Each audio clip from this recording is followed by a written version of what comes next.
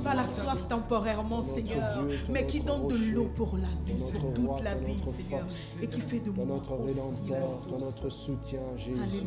Alléluia, toi notre source, la source de notre vie, Seigneur, la source de notre paix, la source de notre réconfort, la source de notre joie, Seigneur.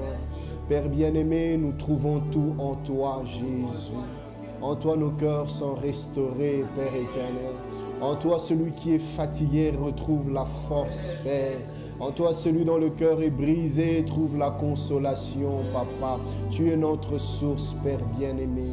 Et ce soir encore, nous t'adorons, Jésus. Ce soir encore, nous t'élèvons, nous te magnifions au plus profond de nous, Seigneur. Tu es tout pour nous, Jésus. Nos cœurs ont soif de toi, Père. Nos cœurs ont soif de ta parole. Instruis-nous encore maintenant, Seigneur. Enseigne-nous encore par l'onction et la puissance du Saint-Esprit, Père. Nous avons besoin de toi.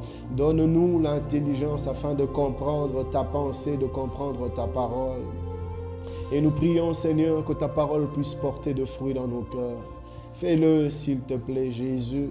Je prie que tu me donnes des mots, Seigneur, des phrases aussi simples pour expliquer ces choses qui par moments semblent compliquées. Père éternel, s'il te plaît, assiste-nous, conduis-nous, dirige-nous par le Saint-Esprit. Nous te le demandons, Père, au nom de Jésus-Christ. Amen. Bien-aimés dans le Seigneur, shalom, shalom. Nous bénissons le Seigneur notre Dieu pour cette opportunité qu'il nous accorde encore en ce soir, en ce jour, autour de sa parole. Comme vous le savez, chaque mercredi à partir de 17h30, heure de Kinshasa, nous avons nos cultes d'enseignement. Et ça va faire un temps déjà que nous sommes en train de voir ce thème sur les choses qui arriveront dans la suite de temps. Nous sommes tout simplement en train de faire une petite étude des événements du temps de la fin. Et déjà, nous avons entamé notre 4e chapitre où on parle de l'Antichrist et de ses œuvres. Et dans le 4e chapitre, la dernière fois, j'ai commencé par expliquer la petite nuance qu'il y avait entre le mot antéchrist que nous trouvons généralement dans nos Bibles françaises, particulièrement dans la version français courant, plutôt Louis Ségon, qui parle d'antéchrist, et d'autres versions, par exemple la version anglaise où l'on parle de l'antichrist. En fait, antéchrist, antichrist, c'est la même chose, c'est la même personne. Anté, tout simplement pour dire celui qui viendra avant Christ. Avant quoi? Avant la manifestation glorieuse de notre Seigneur Jésus-Christ. L'Antichrist, c'est celui qui va se lever dans le monde, se présentant comme lui, le Christ, le faux Christ. Donc, il viendra avant la manifestation de Jésus en gloire. Anté, antérieur, avant Christ. Antichrist, opposant, celui qui s'oppose à Christ. La Bible l'appelle l'adversaire de tout ce qu'on adore, l'adversaire de tout ce qui est de Dieu. Et puis, nous nous sommes mis à voir un peu différentes appellations que la Bible, la parole de Dieu, donne à cet homme, l'Antichrist. Nous avons vu pas mal d'appellations. On l'appelle adversaire, on l'appelle dévastateur, on l'appelle l'impie, on l'appelle l'homme du péché, on l'appelle le fils de la perdition. Toutes ces appellations, c'est pour parler de la même personne, l'Antichrist. Alors ce soir, je vais poursuivre ce que j'avais commencé la dernière fois en nous parlant de l'origine de l'Antichrist. L'Antichrist sortira d'où? Il sortira de quel milieu? Il sera de quel coin de la terre? Et nous avions lu la Bible dans le livre d'Apocalypse, le chapitre 13e, le verset 1er. La Bible dit « Puis je vis monter de la mer une bête qui avait 10 cornes et 7 têtes. » Déjà, cette indication est très parlante. Monter de la mer. Monter de la mer. Alors ici, le mot mer fait référence, comme je l'ai dit la dernière fois, aux nations païennes, aux gentils, c'est-à-dire tous ceux qui ne sont pas juifs. Donc par là, nous comprenons déjà que l'Antichrist ne sera pas un juif. Il viendra des nations, il viendra des peuples païens. Donc il ne sera pas juif. Alors, la Bible nous montre aussi que l'Antichrist sortira de l'Empire romain. Nous allons lire ce texte de Daniel avec la vision de Nebuchadnezzar où le Seigneur nous montre clairement que l'Antichrist sortira de l'Empire romain. Alors, comme vous le savez, ceux qui aiment bien l'histoire, déjà à l'époque antique, l'Empire romain couvrait l'Europe, couvrait une partie de l'Afrique, disons l'Afrique du Nord, et même aussi le Moyen-Orient. Et ça s'étendait sur tout cet espace-là. Et on va le lire et je donnerai un peu plus de détails, un peu plus d'informations. Daniel a parlé de quelques grands empires qui devaient se succéder dans le monde et dominer le monde de manière globale, c'est-à-dire un seul empire, mais qui étendait sa domination sur toute la terre connue de l'époque. Alors, nous sommes dans Daniel, le chapitre 2e. Nous allons lire du 31e au 35e verset, puis nous allons poursuivre.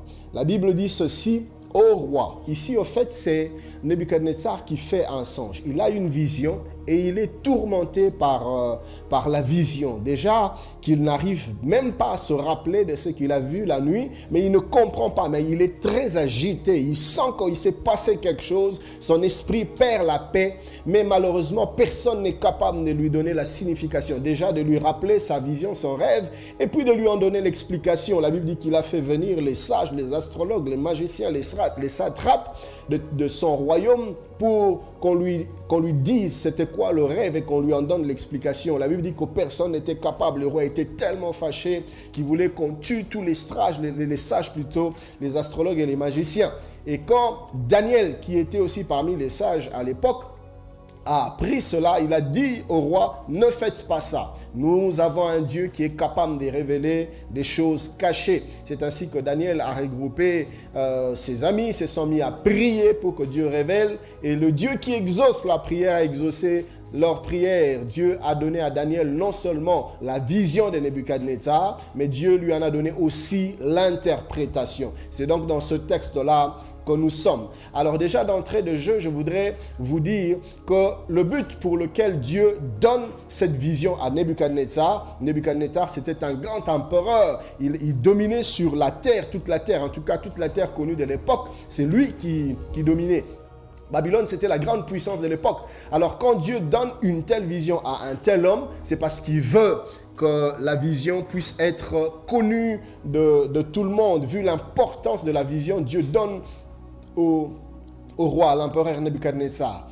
Alors, Dieu veut que le peuple connaisse les choses qui vont se passer sur la terre. Dieu est en train de révéler les différents gouvernements, les différents empires qui allaient dominer en se succédant à partir de l'empire babylonien. Donc, c'est ce texte-là que nous sommes en train de voir. Et Daniel est en train de dire à Nebuchadnezzar: ô roi, tu regardais et tu voyais une grande statue. Cette statue était immense et d'une splendeur extraordinaire. Elle était debout devant toi et son aspect était terrible. La tête de cette statue était d'or pur. Sa poitrine et ses bras étaient d'argent. Son ventre et ses cuisses étaient d'airain. Ses jambes de fer, ses pieds en partie de fer et en partie d'argile.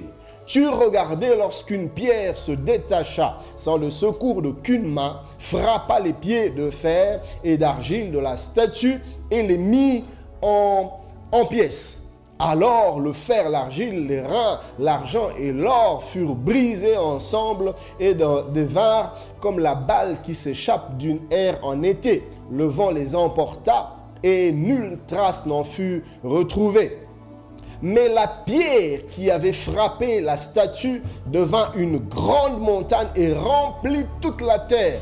Soulignez bien cette phrase, on va y revenir. C'est très stratégique et très important dans ce que nous allons dire. Donc, la Bible dit que mais la pierre qui avait frappé la statue devint une grande montagne et remplit toute la terre. Alors, comme je disais tout à l'heure, le but pour lequel Dieu donne la vision, c'était annoncer les 4 gouvernements mondiaux et non seulement leur apogée, mais aussi leur décadence. Et le Seigneur voulait aussi annoncer au peuple un 5e royaume qui allait venir après tous les 4 premiers, mais dont le règne n'allait pas prendre fin. Donc une fois que ça commençait, ça allait perdurer. L'image, déjà, j'anticipe un peu pour vous dire, ça, c'est la révélation qui se cache dans la pierre, qui se détache sans le secours d'aucune main et qui se met à grossir, à devenir une grande montagne jusqu'à couvrir toute la terre. Dieu est en train de nous parler ici de ce 5e royaume qui aura son influence sur toute la terre et qui va remplir toute la terre et dont le règne ne connaîtra pas de fin. Alors, ce que je viens de dire, nous pouvons le comprendre mieux au travers de cette image que Nebuchadnezzar a vue. Il a vu une grande statue et la tête était en or. La poitrine et les bras étaient en argent. Le ventre et les cuisses étaient en airain et les jambes étaient de fer. Et les pieds étaient en partie en fer et en partie en argile. Et puis la Bible parle d'une pierre qui se détache sans le secours d'aucune main, qui frappe la statue au niveau des pieds et toute la statue s'écroule, toute la statue tombe. Et la Bible dit qu'il y a un vent qui a soufflé, qui a tout ramassé, rien ne fut plus trouvé, aucune trace, tous ces règnes ont complètement disparu. Et puis la pierre s'est mise à grandir jusqu'à devenir une grande montagne et couvrir toute la terre. Alors nous sommes toujours dans Daniel, nous continuons la lecture, toujours chapitre 2e. Là, on s'était arrêté au 35e passage et on va poursuivre. À partir du verset 36e, la Bible dit « Voici le songe, nous en donnerons l'explication devant le roi. Ô roi, tu es le roi des rois, car le Dieu des cieux t'a donné l'empire, la puissance, la force et la gloire. » Vous voyez, donc Dieu avait donné à Nebuchadnezzar la puissance sur toute la terre. Il dit au verset 38e, « Il a remis entre tes mains en quelque lieu qu'ils habitent les habitants des hommes, les bêtes des champs et les oiseaux du ciel, et il t'a fait dominer sur eux tous, c'est toi qui es la tête en or. » Daniel commence à lui donner l'explication. Tu vois, la tête en or, c'est toi. Et Dieu t'a donné de régner, de dominer sur toute la terre. Et le verset 39e, il dit, « Après toi », Dieu est en train de lui dire, « Écoute Nebuchadnezzar, certes je t'ai donné le règne, et même que je t'ai donné de dominer sur toute la terre, mais sache que ton règne aura une fin. » Ici, j'aimerais dire à quelqu'un, cher bien-aimé, tout ce que nous faisons ici-bas est éphémère. Peu importe la parcelle de pouvoir, aussi grande puisse-t-elle être, le pouvoir a un début et le pouvoir a une fin. Personne ne règne sur terre éternellement. Cher bien-aimé, nous devons le savoir afin d'être sages dans notre manière d'user de l'autorité même du pouvoir que Dieu nous donne. Parce qu'un jour, tout pouvoir prendra fin ici-bas. Et Daniel, par cette révélation, est en train de dire à Nebuchadnezzar, Dieu te donne de régner, mais tu ne régneras pas éternellement, ô roi. Après toi, un autre empire va régner. Nous sommes donc au verset 39e. Après toi, il se lèvera un autre royaume, moindre que le tien. Puis un troisième, il dit même ce deuxième royaume aussi ne sera pas éternel. Après lui viendra un troisième qui viendra le renverser, qui sera d'airain et qui dominera sur toute la terre. Verset 40. Il y aura un quatrième royaume. Donc à part le troisième royaume, il y aura encore un quatrième royaume. Même le troisième royaume ne sera pas éternel. Le troisième sera renversé par le quatrième. Il y aura un quatrième royaume fort comme du fer. De même que le fer brise et rompt tout, il brisera et rompra tout comme le fer qui met tout en pièces. Et comme tu as vu les pieds et les orteils en partie d'argile, de potier et en partie de fer, ce royaume sera divisé, mais il y aura en lui quelque chose de la force du fer, parce que tu as vu le fer mêlé avec l'argile. Verset 42. Et comme les doigts des pieds étaient en partie de fer et en partie d'argile, ce royaume sera en partie fort et en partie faible. Tu as vu le fer mêlé avec l'argile parce qu'ils se mêleront par des alliances humaines. Je vais revenir sur ça, souligner ce détail. Il dit, ils se mêleront par des alliances humaines, mais ils ne seront point unis l'un à l'autre, de même que le fer ne s'allie point avec l'argile. Verset 44. dans le temps de ce roi, le Dieu des cieux suscitera un royaume qui ne sera jamais détruit. Donc après avoir parlé du premier royaume qui est le royaume babylonien, il a parlé d'un deuxième qui renversera le royaume babylonien, et puis un troisième qui renversera le deuxième, et puis un quatrième qui renversera le troisième. Il dit finalement, il y aura un autre royaume qui vient, et nous sommes au verset 44. Le Dieu des cieux suscitera un royaume qui ne sera jamais détruit. Daniel est en train de dire, il arrive un royaume qui ne connaîtra pas de fin. Il arrive un royaume qui ne sera pas bouleversé, qui ne sera pas renversé, et qui ne passera point sous la domination d'un autre peuple. Il brisera et anéantira tous ces royaumes-là, et lui-même subsistera éternellement. Bien aimé, c'est formidable, et on va en parler. Verset 45, la Bible dit, c'est ce qu'indique la pierre que tu as vue se détacher de la montagne, sans le secours d'aucune main, et qui a brisé le fer, l'airain, l'argile, l'argent et l'or. Le grand Dieu a fait connaître au roi ce qui doit arriver après cela. Le songe est véritable et son explication est certaine. Alors voici en image ce que nous venons de lire. Donc là, nous avons la statue de Nebuchadnezzar avec la tête en or et la poitrine et les bras en argent, avec le ventre et les cuisses en airain, les jambes en fer et puis le pied en partie de fer et en partie en argile. Alors maintenant, il commence à lui donner l'interprétation. Chers bien-aimés, écoutez, ce qui est fantastique, c'est de voir comment est-ce que Dieu connaît les choses avant qu'elles n'arrivent. Dieu connaît l'histoire avant qu'elle ne se déroule. Et Dieu donne à Nebuchadnezzar la prophétie de royaumes qui allaient venir même avant leur existence. Alors maintenant, Daniel commence à donner l'explication de la vision. Il dit, la partie en or, c'est Babylone. C'est toi, Nebuchadnezzar. Donc, l'empire babylonien a effectivement existé de l'an 605 jusqu'à l'an 539 avant Jésus-Christ.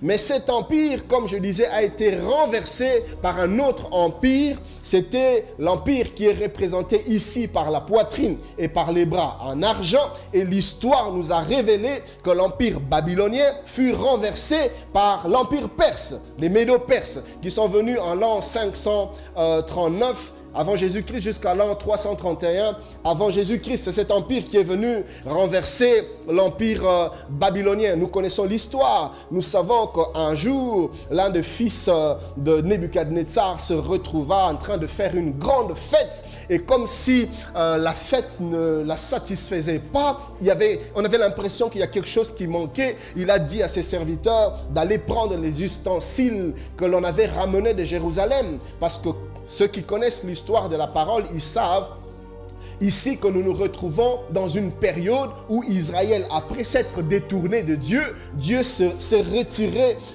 d'Israël, il s'est retiré de Juda. Et Israël, lui qui avait la promesse de toujours être au-dessus de ses ennemis, un peu comme Dieu qui dit à Josué, nul ne tiendra devant toi tant que tu vivras. Je te donnerai la supériorité sur toutes les nations. Mais Israël qui pêche et Dieu se retire et Israël se retrouve sous la domination des ennemis alors qu'il était appelé à dominer sur les ennemis. Et c'est ainsi qu'ils ont commencé à être déportés. Parce qu'en fait, le système de l'époque, c'était quand un roi allait conquérir, qu'est-ce qu'il faisait? Il n'établissait pas des colonies. Le système de colonisation est venu qu'avec le 4e empire, l'empire romain. Je vais vous expliquer. Mais avant cela, il n'y avait pas de colonie qui était établie. On n'établissait pas de colonie. La colonisation n'existait pas encore. Quand un roi arrivait à conquérir un territoire, il déportait le peuple. Souvent, il prenait les plus vigoureux, les plus intelligents, les jeunes, il prenait les richesses et il déportait le peuple. Et ici, dans notre histoire, c'est justement dans cette phase où Nebuchadnezzar a conquis Israël et il a déporté certains, entre autres les jeunes qui étaient fort intelligents. Et parmi ce groupe qui a été déporté, il y a Daniel, il y a Shadrach, il y a Meshach et Abednego.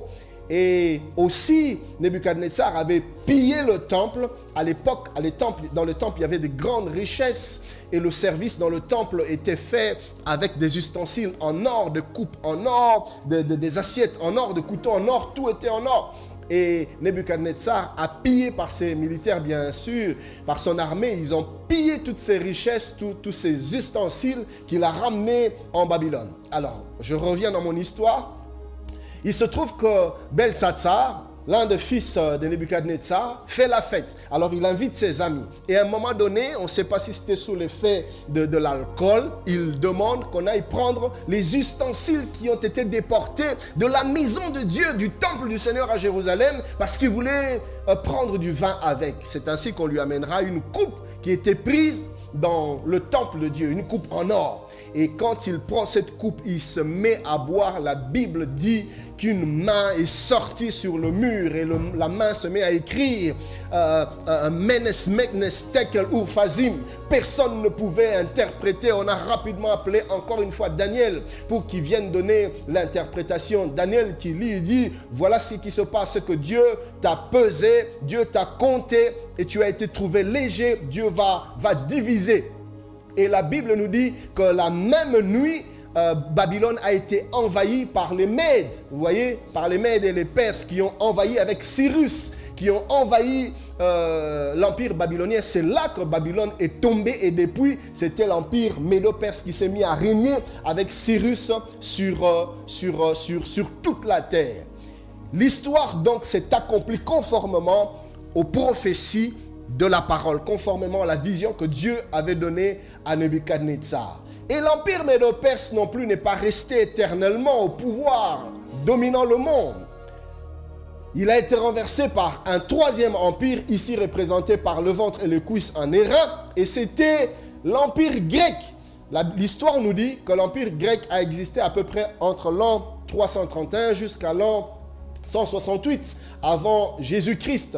Et comme vous le savez, l'empire grec à l'époque était dirigé par Alexandre le Grand. Alexandre le Grand était un jeune d'une trentaine d'années, mais il était assoiffé de la guerre. Il aimait la guerre, il aimait le combat, il aimait les batailles. Et même l'histoire nous raconte qu'il est arrivé à un moment donné où on est venu lui dire roi, il n'y a plus de terre à conquérir. Semble-t-il, il s'est mis à pleurer. Pourquoi? Parce qu'il n'y avait plus de terre à conquérir. Lui qui aimait tant la guerre, il pleurait parce qu'il n'y avait plus de terre à conquérir. Alors il arrivait à faire des conquêtes avec une très grande rapidité. Et c'est donc lui qui a renversé l'empire médo-perse. Et depuis, c'est l'empire grec qui s'est mis à régner sur toute la terre avec Alexandre le Grand et d'autres rois qui ont succédé après lui, d'autres princes qui ont succédé après lui.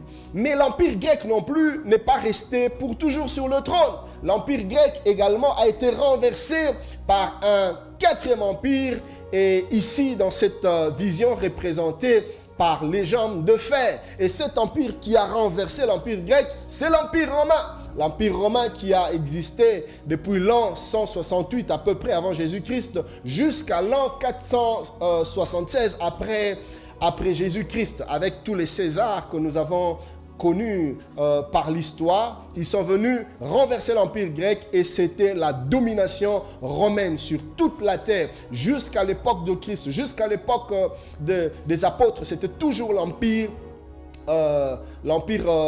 romain qui régnait, qui existait. Et maintenant, écoutez ce que la Bible nous dit. La Bible dit que cette statue, si vous regardez bien la statue ici, vous allez voir une chose, c'est que au niveau de pied, à ce niveau-ci, il y a un mélange entre le fer et l'argile. Et les pieds de la statue se terminent par 10 orteils. Et Daniel donne l'explication, il dit les 10 orteils, c'est 10 royaumes qui vont surgir, qui vont émaner de l'empire romain. Et vous allez donc voir qu'effectivement, d'après l'explication de Daniel, il devait y avoir une confédération de 10 nations. Et Daniel est même en train d'expliquer que ces 10 nations, ces 10 rois vont se lier avec des alliances humaines. Mais leurs alliances ne seront pas fortes, leurs alliances seront légères. Alors,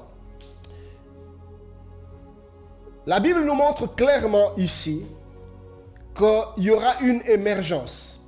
au niveau de l'Empire romain, au niveau du 4e empire, il y aura une émergence de 10 royaumes, de 10 rois, de 10 nations qui vont former une confédération dans l'Empire romain.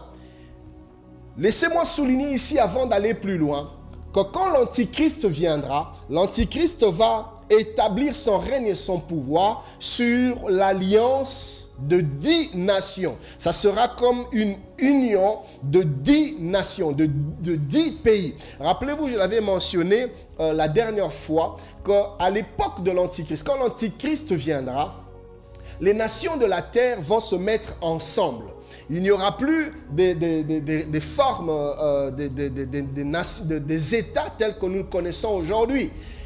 Toutes les nations vont se mettre ensemble et la terre entière sera comme une immense nation, comme un grand village que l'Antichrist sera en train de diriger comme un tyran mondial, comme un dictateur mondial, un peu à l'image de tous ces empereurs qui ont succédé selon la prophétie que Dieu donne à Nebuchadnezzar. Alors, il y a donc ces deux choses que nous devons retenir. Premièrement, l'émergence des 10 nations. Deuxièmement, la Bible dit que l'Empire romain va s'écrouler. Mais l'Empire romain sera écroulé, ébranlé par une pierre qui se détache sans le secours d'une main et qui frappe l'Empire au niveau des pieds et toute la statue qui s'écroule. Donc la chute de l'Empire romain, du 4e empire, se fera par cette pierre qui va le renverser et cette pierre qui va se mettre à grossir, à devenir une grande montagne qui va couvrir toute la terre. Retenez ce détail, je vais y revenir tout à l'heure. Alors, quand vous analysez l'accomplissement de la prophétie, l'accomplissement de la vision que Nebuchadnezzar reçoit, vous allez vous rendre compte qu'il y a une partie qui ne s'est pas vraiment accomplie selon la prophétie. Toutes les autres parties ont eu leur accomplissement. Je vais expliquer. L'empire babylonien a effectivement été renversé par Médo-Perse. Ça s'est accompli, l'histoire nous l'a démontré. Et l'empire Médo-Perse lui-même a été renversé par l'empire grec. L'histoire nous l'a démontré. L'empire grec a été renversé par l'empire romain. L'histoire nous l'a démontré. Donc jusqu'ici, la prophétie s'accomplit à la ligne, à la lettre. Et la prophétie s'accomplit tellement dans les détails que certaines personnes plus tard ont dit que le livre de Daniel devait certainement avoir été écrit après parce qu'une telle précision, c'est pas possible, ça peut être... Effectivement, les choses prophétisées dans le livre de Daniel se sont accomplies. Mais il y a un problème. C'est que, certes, l'Empire romain n'existe plus. Mais l'Empire romain n'a pas été renversé par une puissance qui finalement a couvert la terre pour régner. Or, comme je l'ai dit tout à l'heure, la pierre est l'image de Christ. Donc, cette prophétie est en train de nous dire que Christ devait venir renverser l'Empire romain et finalement établir son règne et dominer sur toute la terre. Certains ont dit que c'est l'évangélisation avec les missionnaires, mais nous nous rendons bien compte aujourd'hui que l'Église ne domine pas le monde. Ce n'est pas les chrétiens qui dirigent. La Bible est claire, le monde entier est sous la puissance du malin. Ceux qui ont suivi mon message de dimanche, vous allez vous rappeler que le monde aujourd'hui est dans le noir et c'est pas l'Église qui dirige, c'est pas les chrétiens, c'est pas le christianisme qui dirige, c'est le malin qui dirige et il y a de plus en plus de choses inimaginables qui se passent dans le monde. Donc le règne de Christ sur un plan matériel n'est pas encore établi sur toute la terre, vous voyez, le diable domine encore. Alors quand on regarde cette phase de la prophétie, on se rend compte qu'il y a quelque chose qui ne s'est pas encore réalisé. Vous voyez? Et même l'histoire nous montre que l'Empire romain n'a pas été renversé par le christianisme. Et puis plus tard, le christianisme a pris la domination de toute la terre et de manière ininterrompue. Donc jusqu'à aujourd'hui, la terre devait être conduite par Christ de manière politique, de manière économique, de manière tangible, palpable et physique. Or, ce n'est pas ce qui se passe, vous voyez. Donc, quelque part, il y a quelque chose qui ne va pas.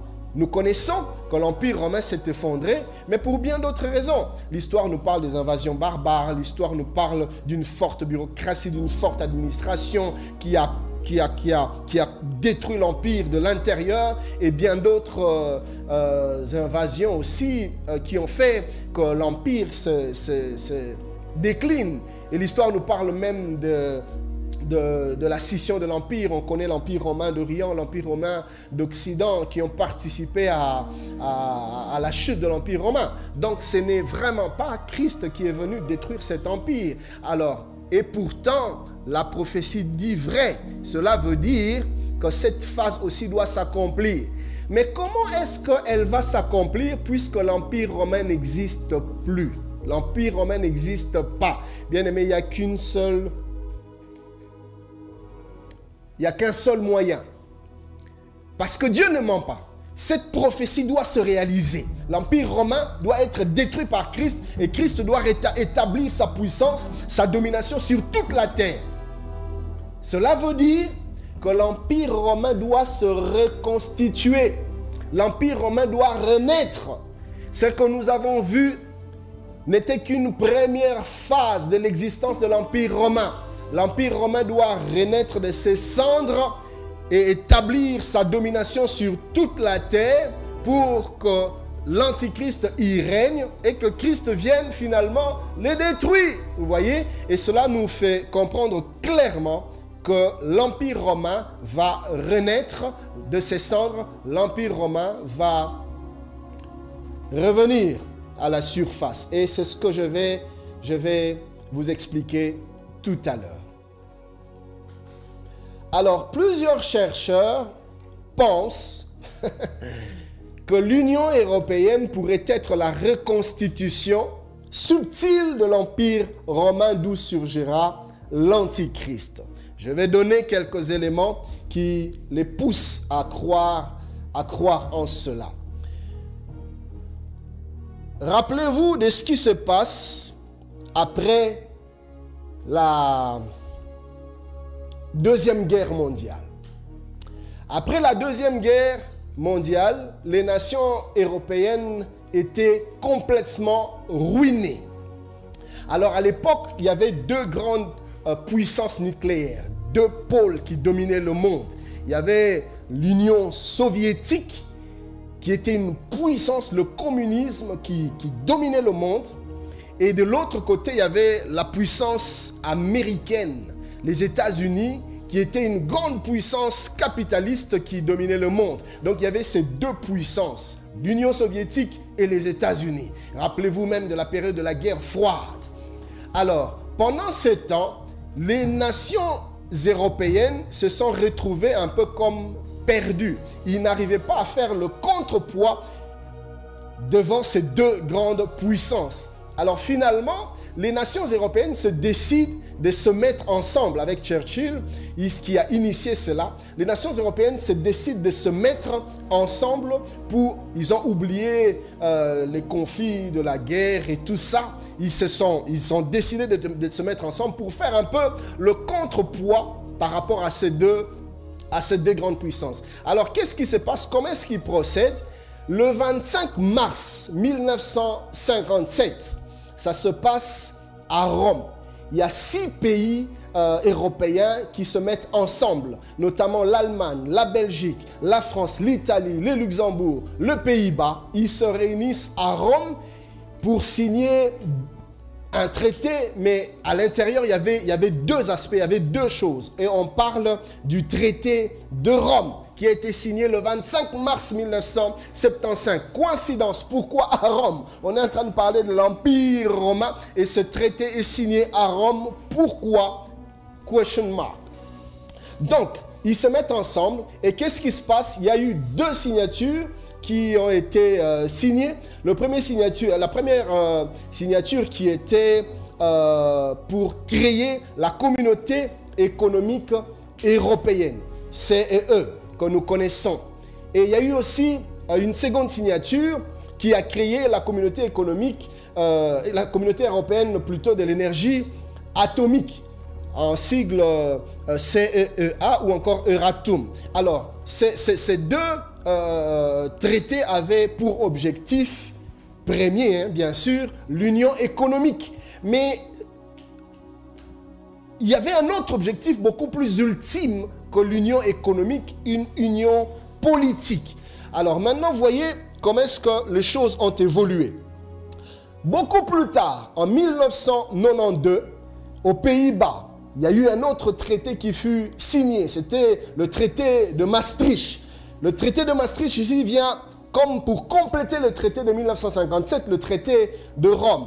Alors, c'est ce qui a fait naître l'Union européenne, parce qu'avec le traité de Maastricht, on est passé de la communauté économique européenne à l'Union européenne, avec comme conséquence, comme vous le savez, la suppression des barrières économiques, il y a eu la suppression des taxes d'import et export et autant de choses, la création de marchés communs et toutes ces choses. Mais en réalité, les traités signés dépassent les objectifs économiques initial de la communauté qui était celui de réaliser un marché commun et lui donne une vocation beaucoup plus politique.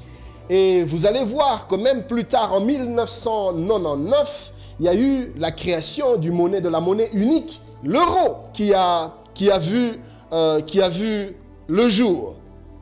Mais on va dire jusqu'ici, l'Union existe, l'Union européenne. Mais on a comme l'impression qu'il manque encore quelque chose à l'Union européenne. Et c'était quoi qui manquait à l'Union européenne? C'était une constitution. Ils voulaient doter l'Union européenne d'une constitution. La constitution de l'Union européenne. Il y a certains pays qui étaient d'accord, certains pays d'Europe qui étaient d'accord, mais d'autres n'étaient pas d'accord. Alors finalement, pour mettre d'accord tout le monde, ils se sont dit, ok, on ne va pas doter l'Union d'une constitution, mais faisons un traité constitutionnel. Et c'est ainsi qu'en 2009, pas très longtemps, il y a eu la signature, il y a eu le traité constitutionnel de l'Union européenne qui a vu le jour. Et ça s'est passé à Lisbonne. Et l'Union européenne s'est trouvée ainsi dotée d'une personnalité juridique. Or, vous savez que quand il y a personnalité juridique, il y a personnalité morale. Donc, l'Union européenne se met plutôt à agir comme une personne morale. Donc, l'Union européenne peut contracter des traités avec d'autres pays, avec d'autres organismes. Vraiment, l'Union se met maintenant à fonctionner comme une entité à part entière. Et il n'y avait pas seulement la personnalité juridique, il y avait aussi une présidence permanente au Conseil européen et il y avait également un ministre des Affaires étrangères. Alors maintenant, la question que l'on se pose, mais pourquoi est-ce que plusieurs personnes pensent que l'Union européenne pourrait être la reconstitution de l'Empire romain? Je vais vous donner quelques éléments qui vont vous faire réfléchir, qui vont nous faire réfléchir. Pourquoi c'est là? En 1532, il y avait un célèbre peintre plutôt du nom de Bruegel. Et ce célèbre peintre a dessiné, il avait l'habitude de faire des peintures, et il a dessiné ce qu'il imaginait être la tour de Babel. Vous savez que la tour de Babel n'avait jamais été achevée parce que Dieu est descendu, il a confondu les langues. Et finalement, tout le monde a été dispersé. Donc, le peintre s'est mis à imaginer une tour inachevée. Il a donc dessiné cette tour représentant la tour de Babel. Mais nous connaissons tous le symbolisme qui se cache derrière la tour de Babel. Lisez avec moi le livre de Genèse, le chapitre 9e. Nous allons lire d'abord le premier verset, puis nous lirons le 7e verset.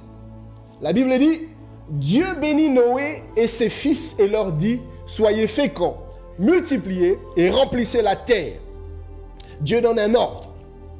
Et au verset 7e, il revient encore. Il dit, et vous, soyez féconds et multipliez, répandez-vous sur la terre et multipliez sur elle. Donc Dieu donne un ordre clair au peuple après le déluge.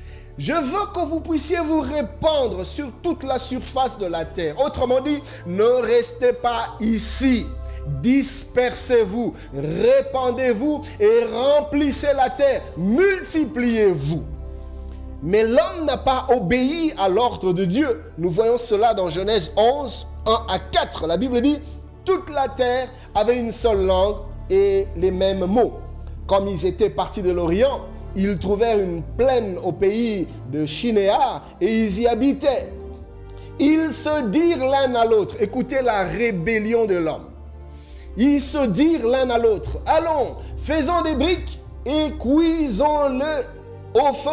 Et la brique leur servit de pierre et les bitumes leur servit de ciment. Ils dirent encore, allons, bâtissons-nous une ville et une tour dont le sommet touche au ciel. On a comme l'impression qu'ils sont en train de défier Dieu. Et faisons-nous un nom. Ils veulent se donner un nom. Afin, pourquoi? Afin que nous ne soyons pas dispersés sur la face de toute la terre. Alors que Dieu avait donné un ordre clair. Je veux que vous puissiez vous disperser. Je veux que vous puissiez remplir la terre. Mais l'homme dit non, non, non. Ça c'est la pensée de Dieu. Ce n'est pas notre pensée. Nous voulons rester ici. Nous voulons construire un monument. Nous voulons nous donner un nom. Nous voulons nous établir ici. Établir notre royaume, notre empire, notre domination ici. Donc, la tour de Babel a été élevée plutôt comme un monument consacrant plutôt la désobéissance, la révolte et la rébellion de l'homme contre Dieu.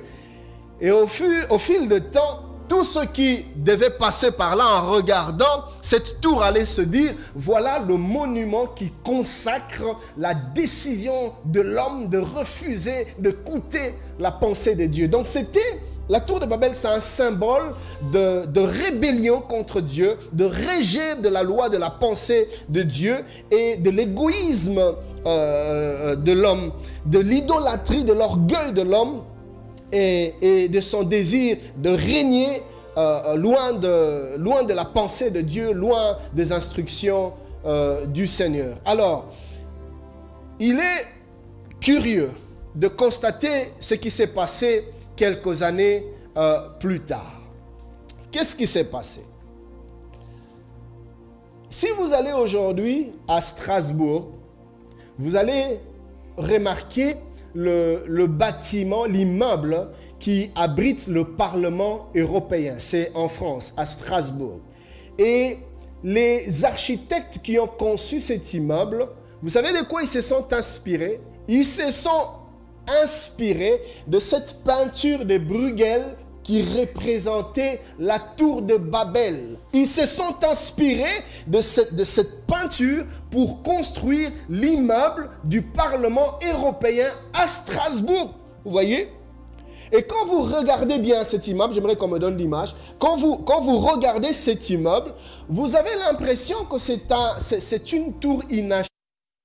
L'impression que l'immeuble n'est pas encore fini. Vous voyez tout autour, on a comme l'impression que c'est encore des échafaudages et au-dessus il y a une partie qui n'est pas encore finie. Détrompez-vous, cet immeuble est bien fini et c'est fait ainsi à dessein parce qu'il voulait rappeler une chose, la tour de Babel, symbole de la révolte contre Dieu, de la rébellion contre Dieu, du rejet de la pensée de Dieu, de l'orgueil de l'homme, de l'idolâtrie, de l'occultisme, de toutes ces choses. C'est ça qui a été à la base de leur inspiration architecturale pour construire.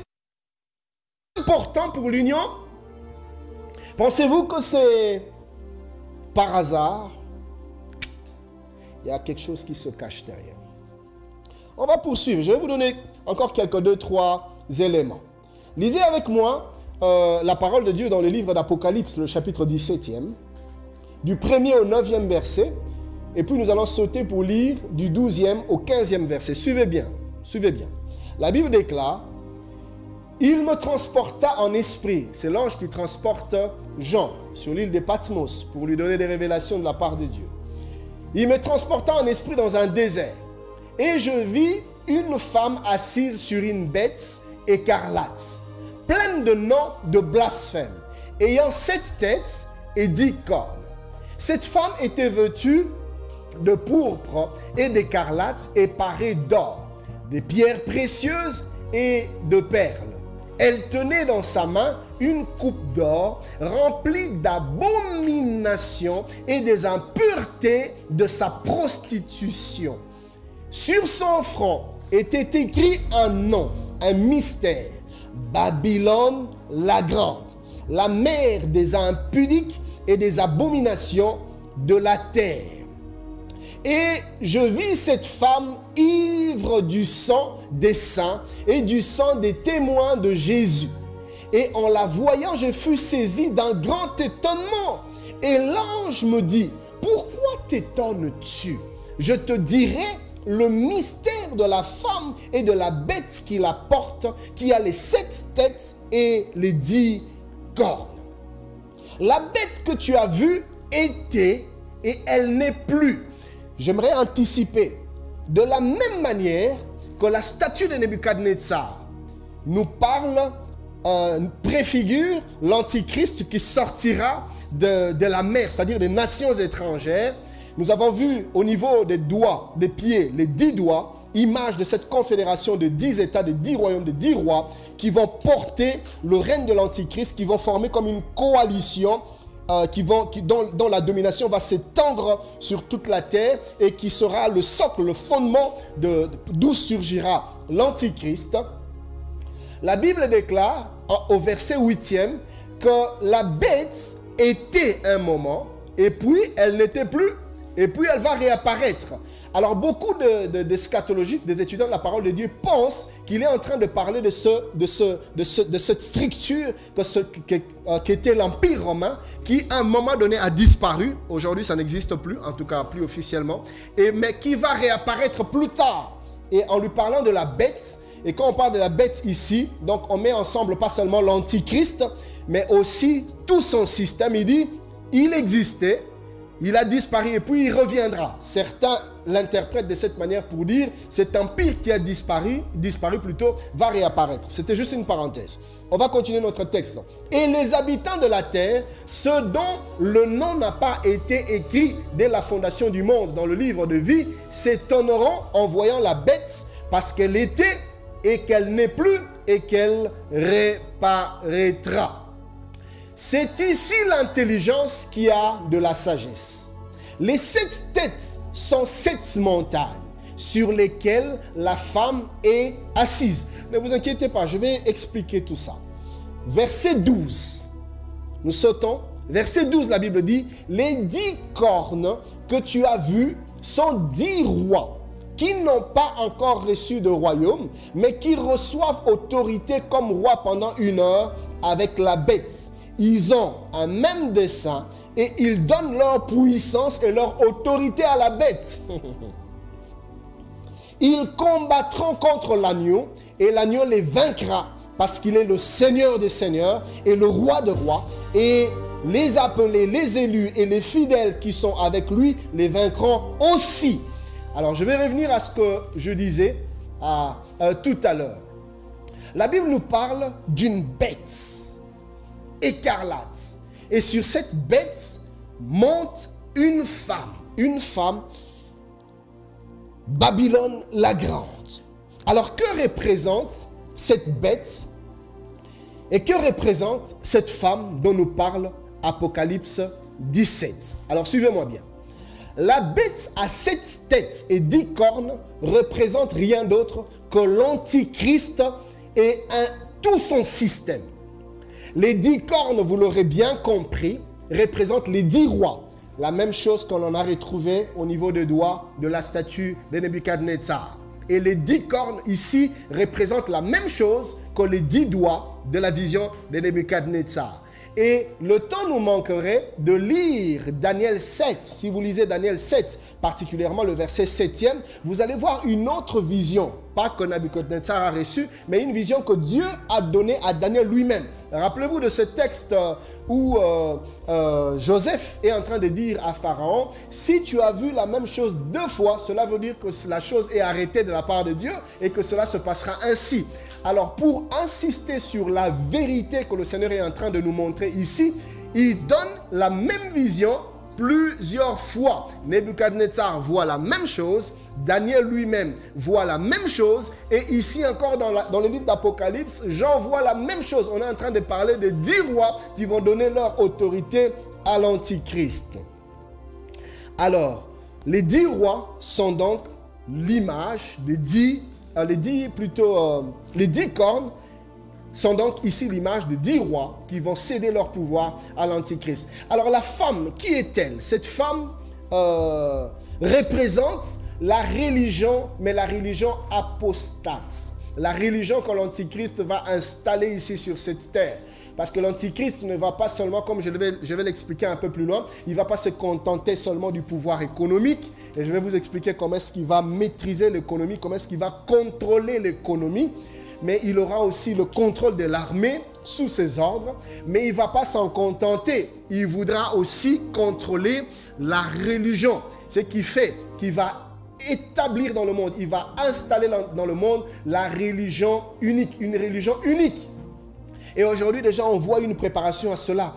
On parle des religions qui devraient se mettre ensemble. Certains disent, peu importe de quelle religion tu peux être, il n'y a qu'un seul Dieu, il n'y a que des noms qui changent, mais nous servons tous le même Dieu. Et il y a même des organisations qui sont mises en place où on rassemble toutes les religions. Tu es de telle tendance, on se met ensemble, on prie tous le même Dieu. Bien aimé, ce n'est pas de Dieu. C'est un mouvement qui est en train de se préparer. En fait, le diable est déjà en train de préparer l'avènement de la religion unique, de la religion universelle qui aura comme Dieu l'Antichrist.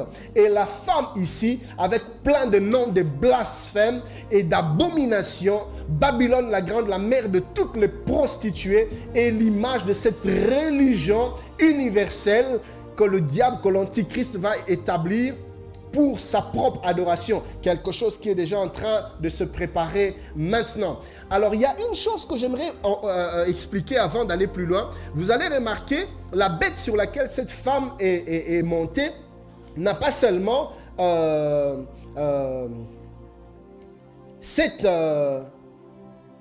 10 cornes, n'a pas seulement 10 cornes, les 10 cornes qui représentent les 10 rois, les 10 royaumes, mais cette bête a aussi 7 têtes. Vous voyez? Que représentent ces 7 têtes? La Bible nous le dit clairement. Nous l'avons lu dans Apocalypse 17, 9. La Bible dit, c'est ici l'intelligence qui a de la sagesse. Les 7 têtes sont 7 montagnes sur lesquelles la femme est assise. 7 montagnes sur lesquelles la religion apostate s'est assise. 7 montagnes qui existent. Vous allez me dire, Pasteur Ken, ce n'est qu'une coïncidence. Libre à vous. Mais permettez-moi de vous partager quand même cette vérité, c'est que la ville de Rome antique, encore une fois, on revient sur Rome. La ville de Rome antique s'étendait sur 7 principales collines traditionnellement désignées en latin par Septem Montes, qui veut dire les 7 collines de Rome. Et si vous voulez, je peux même vous citer le nom de ces 7 collines. Il y avait Aventine, il y avait Caelius, il y avait Capitole, il y avait Capitolium, il y avait Esquiline, il y avait Palatine, il y avait Quirinal, et il y avait aussi Viminal. Je prononce mal, je n'ai pas étudié les latin plutôt.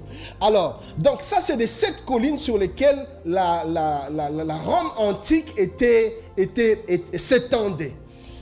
Et même qu'entre le 9e et le 8e siècle avant Jésus-Christ, la population allait autour de ces montagnes, ils se réunissaient autour de ces montagnes pour organiser une fête religieuse autour de ces montagnes, parce qu'il y avait des rituels qui se faisaient. Mais bon, ce n'est pas vraiment ça ce qui nous intéresse. Mais ce qui nous intéresse, c'est de voir que Rome déjà à l'époque était entourée de 7 montagnes, et la Bible dit que les 7 montagnes ici représentent 7 villes. Les 7 têtes représentent 7 montagnes sur lesquelles la femme est assise. Et une autre chose qui me semble assez bizarre, c'est que nous avions vu le 25 mars 1957, lors de la création de la communauté économique européenne, comme par hasard, ils ont choisi d'aller le faire où? À Rome. Coïncidence. En tout cas, pour moi, c'est des coïncidences assez bizarres. C'est pas fini. Aujourd'hui, si vous allez à Bruxelles, vous allez devant le Conseil de l'Europe à Bruxelles. Bizarrement, vous allez trouver parmi les symboles utilisés par l'Union européenne une femme qui chevauche une bête. Vous voyez ça? Et les choses dont je suis en train de vous parler, c'est présent. Vous allez aujourd'hui à Bruxelles, vous allez voir ça. Je donne encore un autre élément. Vous allez en Grèce. Le billet, l'une des facettes de la pièce de 2 €, vous allez trouver la même image, une femme qui monte une bête. Bien aimé, moi je crois que toutes ces choses ne sont pas que de simples coïncidences, mais il y a quelque chose qui est en train de se préparer. Et c'est bizarre aujourd'hui de voir comment est-ce que toutes ces grandes institutions dominent le monde, dirigent le monde et ils imposent même leurs lois. Si vous regardez bien toutes ces nations, ils ont rejeté Dieu. Toutes ces nations se sont rebellées contre Dieu.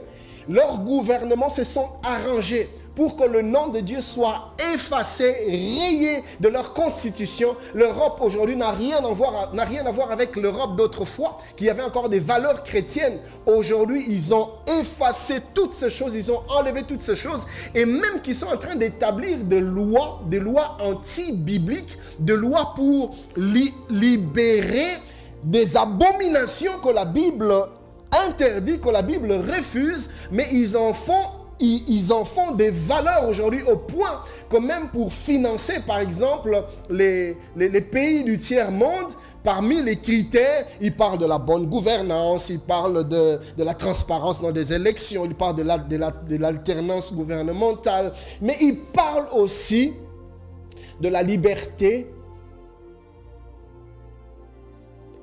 je dirais, voilà, LGBT, le système LGBT. Maintenant, c'est même LGBTQ+.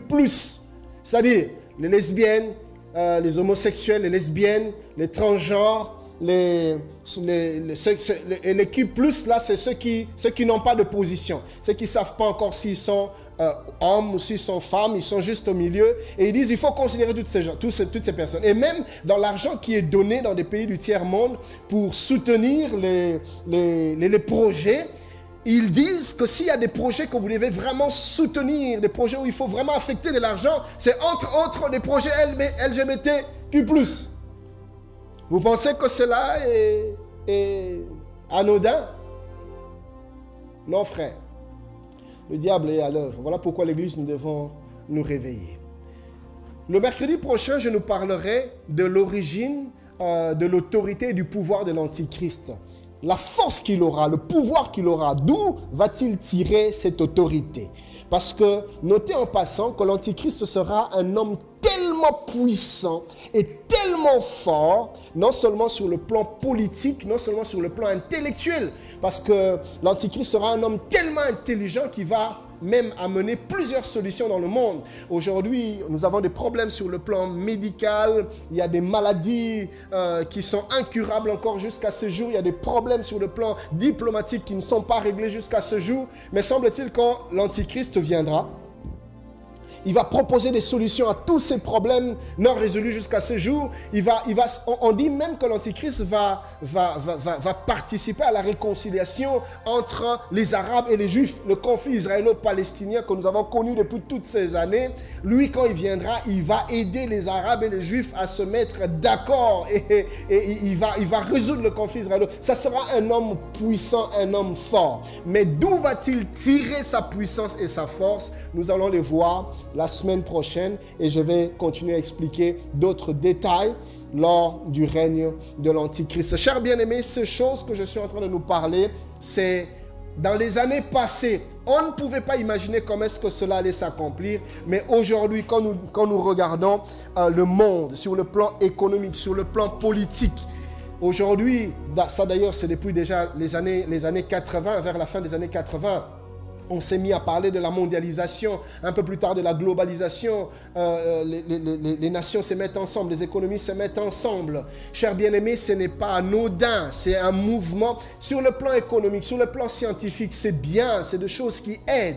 Mais derrière, il y a des objectifs beaucoup plus réels que nous ne voyons pas aujourd'hui, mais qui préparent déjà le terrain, qui sont déjà comme des mises en place, comme des setups pour recevoir et établir le règne de l'Antichrist. Même sur le plan technologique, je vais le démontrer dans les jours à venir, comment est-ce que même sur le plan technologique, même sur le plan de l'intelligence scientifique, les choses sont déjà en train de se préparer pour recevoir le règne de l'Antichrist. Je suis venu encore ce soir nous encourager à nous attacher vraiment au Seigneur. Parce que les choses sont en train d'aller avec une telle vitesse que ceux qui seront distraits vont se retrouver emportés dans une profonde distraction et la venue de Jésus va surprendre plusieurs. Il n'y a plus de temps. Le monde est sous le poids des ténèbres. Et l'apôtre dit, rachetons le temps car les jours sont mauvais. Et je nous encourage, chers bien-aimés, Église, à ne pas nous laisser emporter par toutes ces distractions que le diable est en train de mettre à notre disposition. Je vais en parler un peu plus tard. Nous devons veiller et nous devons prier afin de ne pas nous endormir, afin de ne pas somnoler. Car aujourd'hui, l'Antichrist est déjà en train de se préparer. Et puisque nous sommes à la veille de l'enlèvement, c'est possible même que l'Antichrist soit déjà né et qu'il soit même déjà vivant. Parce que si l'Église partait aujourd'hui, lui, il va directement se manifester. Et si l'Église doit partir à tout moment à partir de maintenant, cela voudrait dire que c'est fort probable que l'Antichrist soit déjà en train de vivre quelque part. Et comme nous venons de le voir, l'Antichrist sortira de l'Empire romain. Donc il sortira soit de la partie couvrant l'Europe, le Moyen-Orient, l'Afrique du Nord. C'est dans cet espace-là qu'il trouvera son origine. Il est peut-être déjà né, il existe peut-être déjà. Peut-être qu'il est même déjà dans la politique, peut-être que nous le connaissons déjà. Mais on ne peut encore recevoir la révélation de qui il est maintenant parce que l'Église est encore là. Alors j'aimerais vous décourager dans toutes ces tentatives de vouloir identifier l'Antichrist.